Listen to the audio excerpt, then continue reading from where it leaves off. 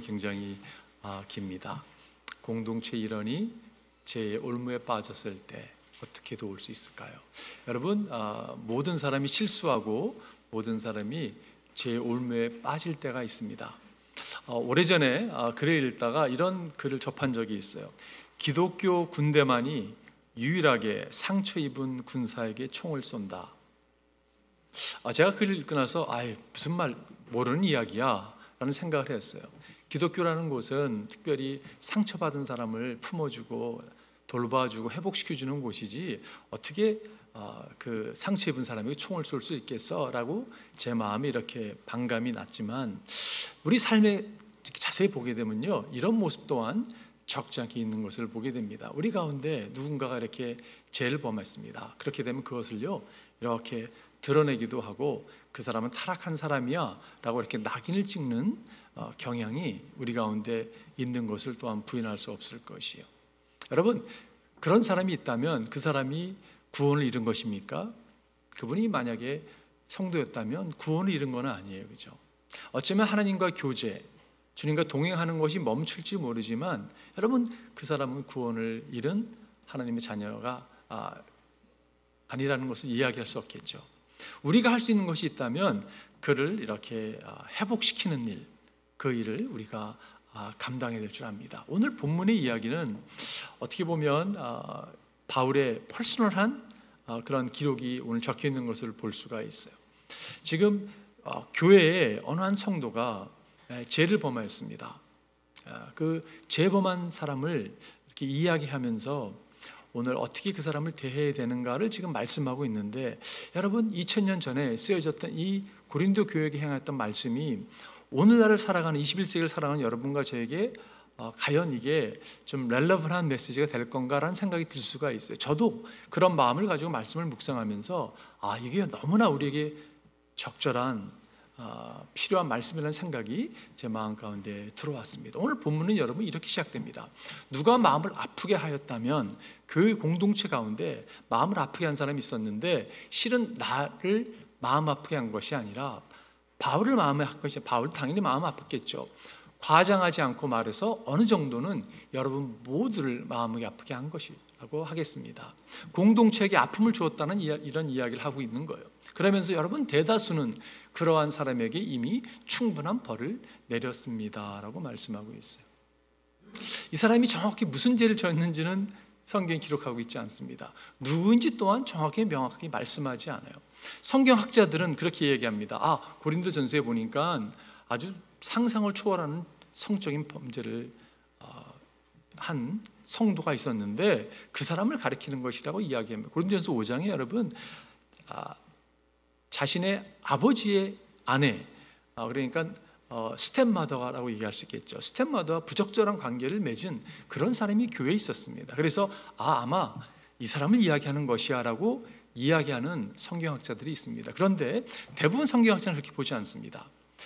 어쩌면 바울에게 이렇게 지금 반감을 가지고 바울을 고소하듯이 바울의 사도성에 대해서 의심을 하고 그가 전했던 복음까지도 거절하면서 교회에 분란을 일으킨 아마 사람일 거라고 성경학자 또한 입을 모으는 것을 볼 수가 있습니다. 그런데 그 또한 명확하게 이렇게 그것이야 라고 이야기할 수 없는 것을 또한 알 수 있어요.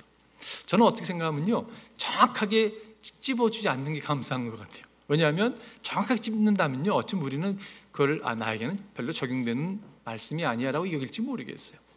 그렇기 때문에 어떻게 보면 정확하게 모르지만 하여간에 여러분 교회에 분란을 일으키고 지금 대다수가 이 사람을 향해서 어떻게 보면 그 벌을 주었다고 생각할 수 있는 그런 상황이 되었습니다. 여러분 대다수, 오늘 제가 그 말씀을 생각하면 이 대다수라는 단어를 떠오르면서 생각났던 것이 마태복음 18장에 보면 예수님께서 어느 한 형제가 죄를 범하게 되면 그에게 개인적으로 찾아가라고 말씀하고 있어요. 찾아가서 설득을 하는데 말을 듣지 않을 경우에는 친구 한 사람 함께 가서 그를 설득하라고 이야기합니다.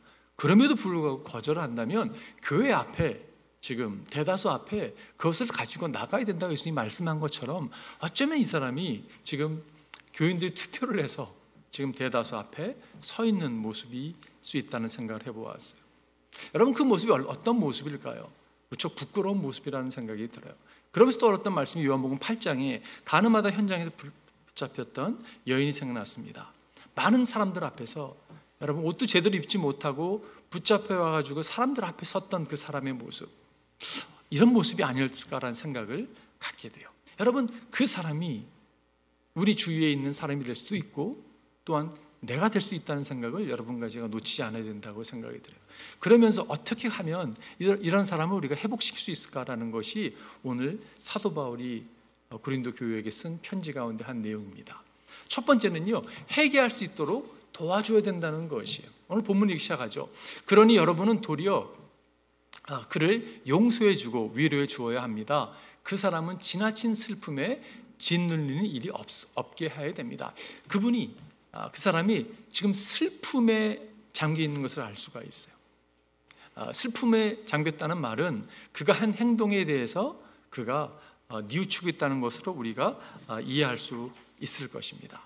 여러분, 슬픔과 회개는 함께 가는 것을 알 수가 있어요. 우리가 I am sorry라고 영어로 많이 표현하잖아요.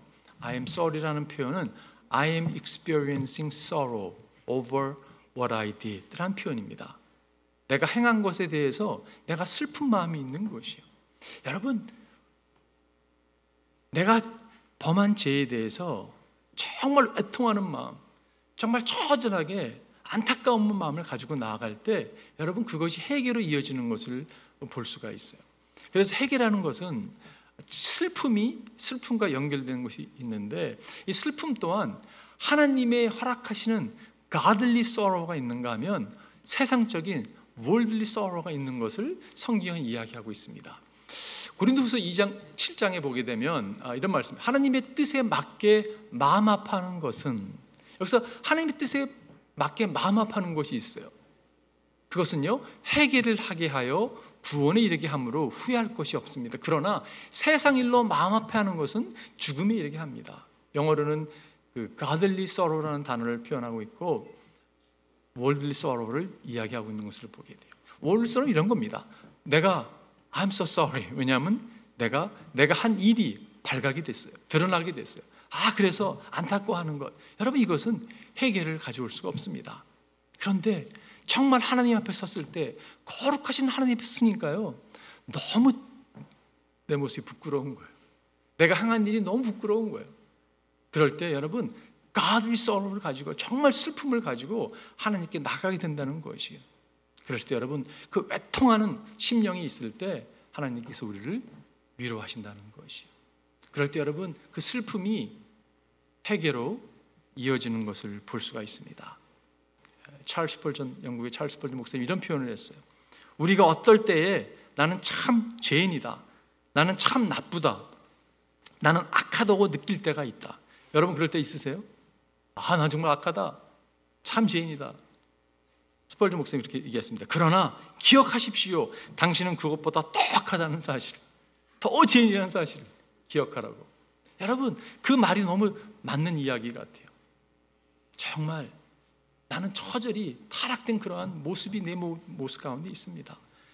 조나탄 에드월드라고 하는 미국의 목사님은 영적 큰, 어떻게 보면 어웨이크닝 무브먼을 일으켰던 분이시죠. 프린스턴 신학교 총장가셨던 분이신데, 그분의 설교 가운데 여러분, 흉악한 벌레 같은 죄인이라는 표현을 흉악한 벌레 같은 죄인이라는 표현을 많이 썼어요. 어떤 분이 그렇게 표현했습니다. 아니, 우리가 하나님의 형상으로 창조를 받은 사람들인데 그건 너무한 거 아니냐고. 가끔 보면 그렇게 표현하는 목사님들도 계세요. 벌레만도 못한 내가 용서받을 수 있나요? 라는 찬양 부르면 그런 찬양하면 안 된다고. 우리가 어떻게 벌레만도 못하냐고 이렇게 말씀하시는 분들도 계십니다. 그분들의 어떤 의도로 말씀하시는지 충분히 이해가 되죠. 맞는 이야기죠. 그런데 여러분, 우리가 정말 벌레만도 못합니다. 주님, 내가 정말 처절하게 타락됐습니다. 그러한 애통하는 심령을 가지고 나갈 때만이 여러분, 회개에 이른다는 것이에요. 우리 주위에 정말 그런 회개가 필요한 사람이 있다면 그런 회개의 자리로 여러분과 나올 수 있도록 여러분과 이제 기도해야 될 것이에요. 우리 또한 여러분, 누구를 향해서요 손가락질 할 수 없다는 것이에요. 자주 말씀드리지만 한 손가락을 내가 포인트아웃 할 때 세 손가락은 여러분과 저를 향하고 있다는 것을 절대 우리는 놓치지 않아야 된다고 생각이 듭니다. 우리는요, fellow sinners예요. 우리는 그냥 동일한 죄인들이라는 것을 여러분과 제가 놓치지 않기를 바라요. 자, 두 번째는요, 회개할 수 있도록 도와야 합니다.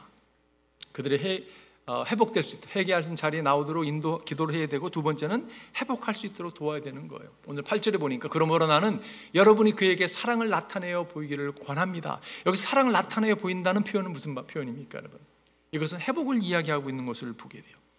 진정 우리의 목표가 무엇인가? 성도를 향할 때 그 성도가 실수하고 만약에 범죄하고 주로부터 떠나 있다면 여러분과 제가 추구해야 될 것이 있다는 목표는요, 회복이에요. 그죠? restoration입니다. rejection이 아니에요. restoration이에요. 근데 우리는 쉽게 이렇게 거절하는 성향이 있는 것을 보게 돼요.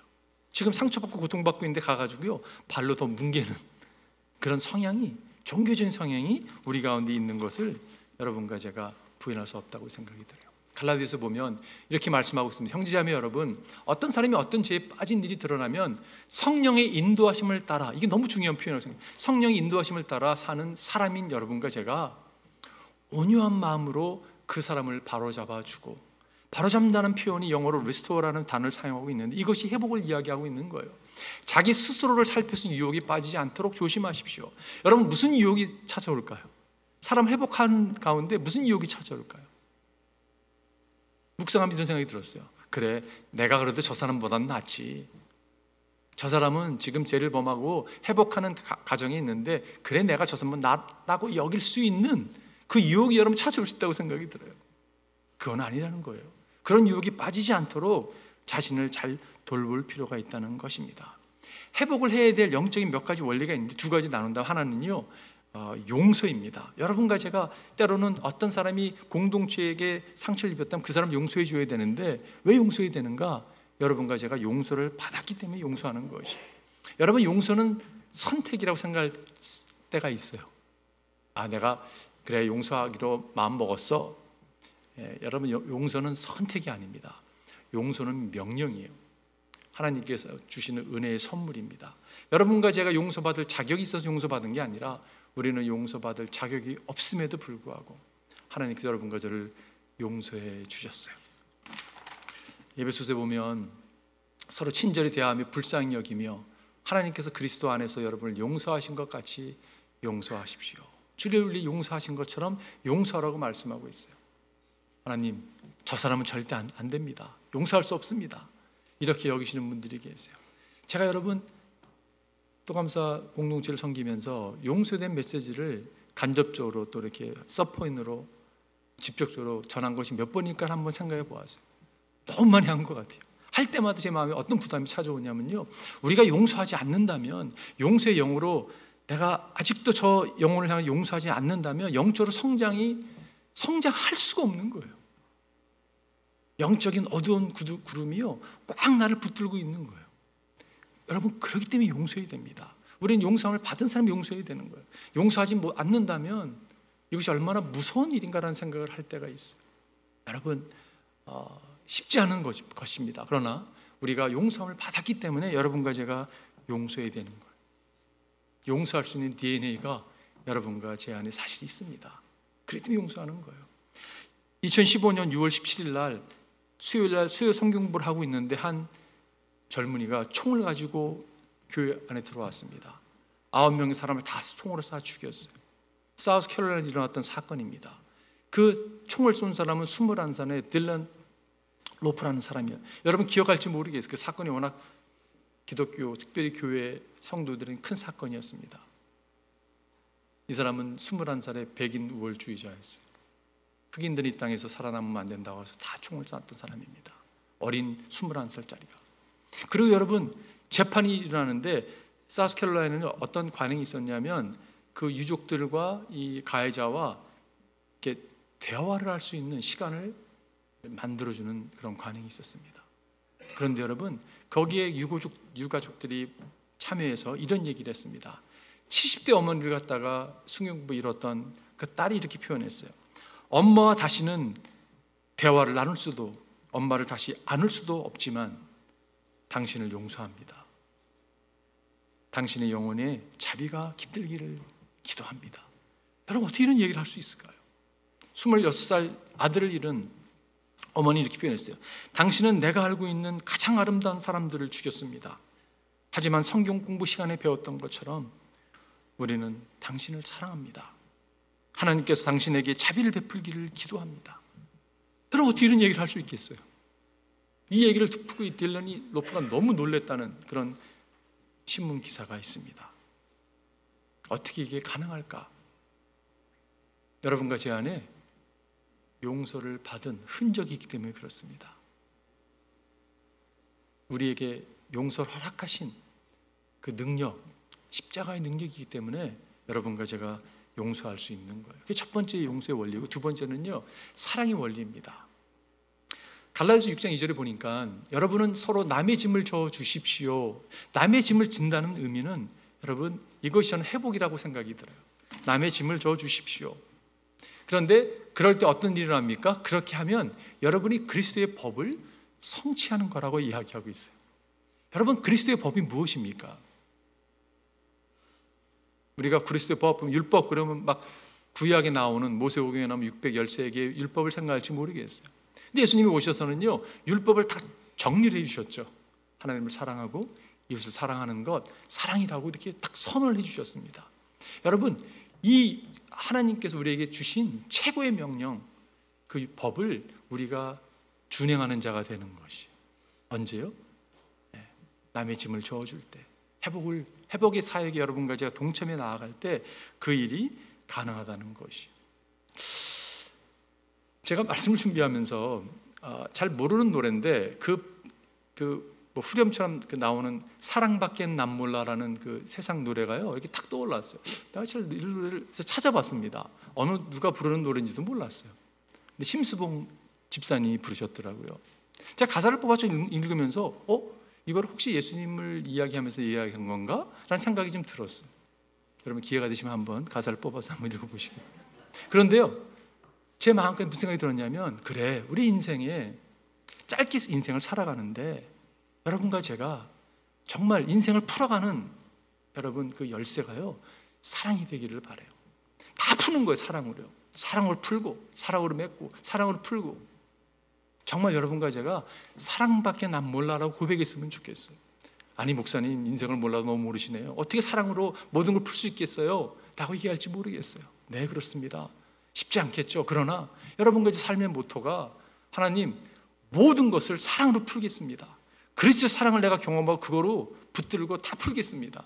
그렇게 나아간다면 인생의 많은 문제들은 해결되지 않을까 생각을 해보게 돼요. 요한일서 4장 19절에 이렇게 말씀하고 있습니다. 우리가 사랑하는 것은 하나님이 우리를 먼저 사랑하셨기 때문입니다. 하나님께서 여러분과 저를 사랑하셨어요. 그렇기 때문에 여러분과 사랑으로 다 푸는 여러분과 제가 되기를 바랍니다. 오래전에 작은 시골 교회에서 천주교회였는데 주일 그 미사를 하는데 그 성찬을 도와주는 그 소년이요, 포도주를 들어있는 성찬 그 포도잔을 떨어뜨렸습니다. 실수로 떨어뜨리고 너무 무서워하고 있는 그 아이를 신부님이 뺨을 후려갈겼어요. 그러면서 다시는 제단에 올라오지도 말라고. 여러분, 그 아이가 그 사건으로 인하여 다시는 교회를 찾아오지 않았다고 합니다. 나중에 그 아이가 여러분 그 나라의 대통령이 됩니다. 요세프스 티토라는 대통령이 유고에 사회주의에 물들어서 그 공산주의의 아주 리더가 되죠. 근데 제가 그분에 대해 관심이 있어서 좀 찾아보았어요. 그런데 여러분, 그 백과사전에 보면요, 어떻게 써 있냐면 종교란이 있잖아요. 그러면 로만 캐톨릭에서 화살표가 이렇게 나옵니다. 그리고 무종교, 그리고 가로치고 무신론. 어떠한 사건이 사랑으로 풀어내야 될 사건이었는데 그렇지 못함으로 말미암아 한 사람의 인생이 여러분 하나님께 등지게 하는 자리에 나아갈 수도 있어요. 비슷한 사건이 또 일어났습니다. 이건 대도시였는데 똑같은 실수로 이 소년이 포도잔, 성찬잔을 떨어뜨렸습니다. 신부님이 이렇게 웃으면서 떨고 있는 그 아이에게 누구나 이런 일이 일어날 수 있다고. 나도 어렸을 때 이런 실수를 범했노라고. 괜찮다고. 너도 크면 신부가 될 것 같다고. 이렇게 얘기했습니다. 그 한마디가 그 아이를 변화시켰어요. 그분이 The Life of Christ라고 하는 그 책을, 유명한 책을 쓴 풀턴 쉔이라고 하는 대주교의 이야기라고 합니다. 여러분, 실수하고도 회복될 수 있는 거잖아요, 그죠? 실수하고도 성공할 수 있는 거예요. 그렇다면 우리가 추구해야 될 것이 무엇입니까? 회복이라는 것, 회복. 저는 말씀을 준비하면서 그런 생각을 해보았어요. 우리 성도님들 가운데 말씀을 들으면서 이 사람이 생각나게 한다면, 어떤 사람이 생각이 난다면 그건 하나님이 여러분 생각해 주는 생각이라고 생각이 들어요. 우리 가운데 함께 신앙생활을 했는데 이 자리에 있지 않는 사람이 있을 수가 있습니다. 그렇다면 여러분, 그 사람을 향해서 회복의 손길을 뻗는 게 얼마나 중요한지 모르겠어요. 왜냐하면 회복 손길을 뻗지 않는 이상 회복의 찾아오기가 쉽지 않기 때문에 그렇다는 생각을 하게 돼요. 자, 세 번째는요, 사탄에게 승리하도록 도와주어야 합니다. 왜 갑자기 사탄의 이야기가 나온가? 라는 생각을 하시는 분이 계실지 모르겠어요. 여러분, 본문에 보게 되면 그렇게 하여 우리가 사탄에게 속아 넘어가지 않으려 하였습니다. 우리는 사탄의 속셈을 모르는 것이 아닙니다. 여러분, 사탄이 좋아하는 게 뭐냐면 분열이에요. 깨트림이고 용서하지 못하게 하고. 근데 여기서 사탄의 속셈이라는 표현이 나오잖아요. 속셈이라는 것이 헬라어의 메토디아라는 단어입니다. 이게 우리가 영어로서 그 메텟이라는 단어를 여기서 이렇게 가져온 거죠. 여러분, 사탄은요, 너무 이렇게 예측할 수 있는, 늘 창세기에서 보면 똑같은 것을 반복해서 하는 게 있어요. 가서 이렇게 분열시키고 깨트리는 걸 좋아하고 거짓을 일삼고. 사탄이 잘하는 게 거짓말이잖아요, 그죠?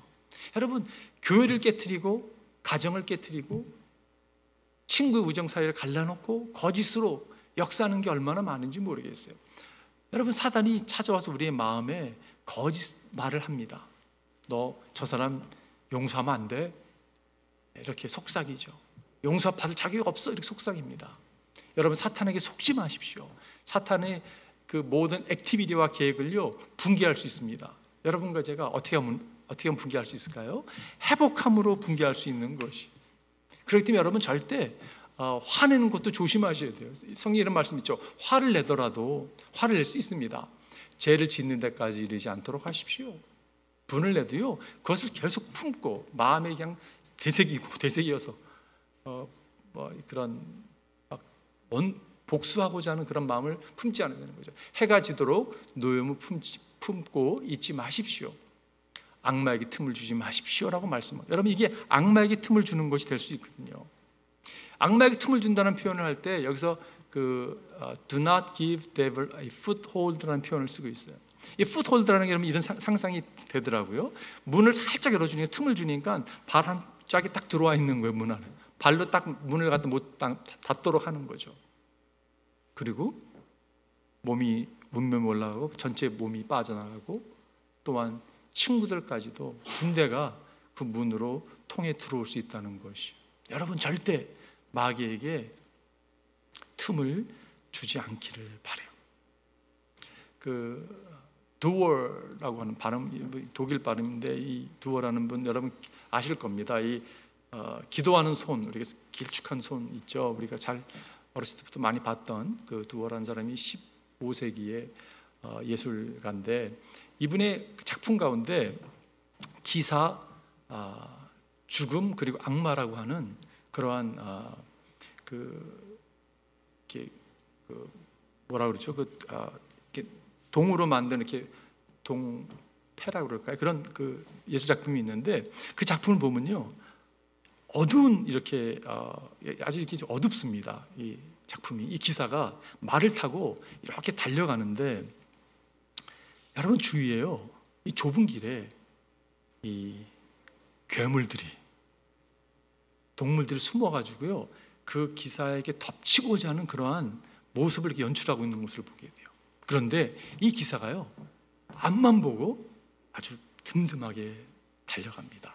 그거를 이렇게 보여주는, 너무 좀 감동이 되는 그림이라고 생각이 들어요. 무슨 생각이 드냐면요, 여러분과 제 삶 가운데 우리가 믿음의 삶을 살지 못하도록 마귀가 여러분 계속적으로 공격을 합니다. 기회만 주어지면 그냥 달려들려고 하는 모습이 있거든요.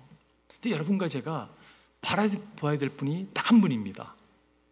옆을 바라보는 게 아니라, 괴물을 바라보는 게 아니라, 여러분, 예수 그리스도를 바라보고 가는 거예요. 그분을 바라보고 나아갈 때 여러분과 저에게 허락하신 승리가 있다는 것이요. 여러분, 마귀의 공격이 있습니다. 그럴 때마다 여러분 이렇게 선포하십시오. 이 더럽고 냄새나는 마귀는 나사렛 예수의 이름으로 물러가라. 선포하십시오. 이번 주에 한번 연습해 보세요. 그런 유혹이 찾아올 때마다 이 더럽고 냄새나는 마귀는 나사렛 예수 이름으로 명하노니, 예수 이름에 이런 능력이 있습니다. 여러분과 제가 그분을 바라보고 나아가기를 바라요. 제가 결론 내리겠습니다. DC라고 하는 이름을 가진 사람이 있었어요. 이 사람이 원래 이름이 DC가 아니었는데 레터의 그 알파벳의 DC라는 이름을 가졌습니다. 이 아이가 어렸을 때부터 그렇게 말썽을 많이 피우는 거예요. 못된 짓이나 못된 짓 다 하고 다니고, 훔치고, 농장에 불을 지르고, 창고에 불을 지르고, 도저히 마을에서 감당이 안 되는 거예요. 협박도 해보고 훈계도 해보지만 변화가 찾아오지 않습니다. 그러다가 도저히 안 되다 싶어서 이 아이를 데려다가 여러분 귀 밑에다가 DC라고 하는 것을 새겨줘 왔어요. 문신을 그냥 새겨버렸습니다. DC가 Dangerous Criminal이라는 뜻이에요. 위험인물입니다.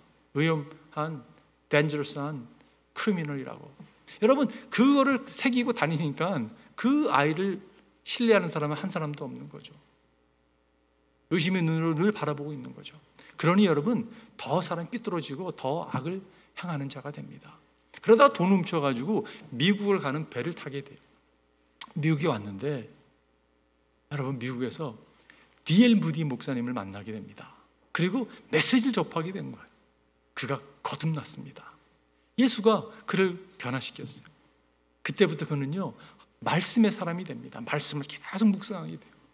말씀을 묵상하고 공부하고, 묵상한 것을 가까운 사람에게 나누기 시작합니다. 티네이저를 데리고 성경 공부를 하기 시작해요. 결혼도 하지 않았어요. 구두수선공으로 일하면서 그는 늘 말씀만 공부했어요. 말씀을 공부하고 말씀을 전하는 일을 50년 동안 했습니다.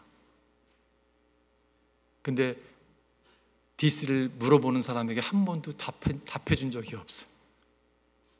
디스가 뭐냐고, 그거는 중요한 게 아니라고 하면서 성경 공부만 한 50년 하다가 돌아가셨는데, 그분의 장례식에 수많은 그분을 통해서 개인적으로 성경 공부했던 사람들이 장례식에 참여했다고 해요. 목사님이 말씀을 전하시면서 그렇게 이야기했다고 합니다. 여러분, 그분이 DC가 뭐 약자인지 아시냐고. 모르시죠? 저도 몰랐는데 깨닫게 됐습니다. 그 DC는 Disciple of Christ, 그리스도의 제자입니다 라고 이렇게 소개를 했다고 합니다. 여러분, Dangerous Criminal이 Disciple of Christ 될 수가 있다면 여러분, 희망이 있는 거잖아요. 그죠? 우리에게도 희망이 있고 우리 주위 사람에게도 희망이 있는 것을 우리가 얼마나 감사한지 모르겠어요. 제가 말씀을 마치면서 마지막 생각을 나눈다면, 이번 주 이 말씀을 준비하면서 갈등이 많았어요. 하나님, 정말 2000년 전에 이 말씀이 오늘 우리에게 어떤 연관성이 있겠습니까? 주님, 기도하면서 주님이 생각해 주셨던 게 뭐냐면, 여러분, 팬데믹을 지나면서 다른 사람을 회복시키는 것이 아니라 나를 좀 회복해야 되겠다라는 생각이 들었어요. 여러분, 우리 개인들 좀 회복해야 되지 않을까 생각을 해보게 돼요. 삶이 좀 망가져 버렸어요. 이렇게 많은 분들이 여러분 그냥 좀 망가져 버렸어요. 그래서 이전에는 주전 멤버가 돼서 이렇게 코트에서 막 뛰어다녔거든요. 열심히 막 맡겨진 일을 감당했는데 그냥 그 일을 더 이상 하지 않고 벤치에 앉아가지고 관람하는 사람이 된 그 모습이 우리의 모습이 아닌가 생각을 해보았어요. 여러분, 그런 모습이 우리의 모습이라면 여러분, 하나님은 우리를 회복시키시는 분이세요. 제가 오늘 설교를 마치면서 하나님께 이번 주에 기도하면서, 주님, 우리가 설교를 마치면서 기도하는 시간을 갖게 될 것인데 하나님 역사해 달라고 그렇게 기도했습니다.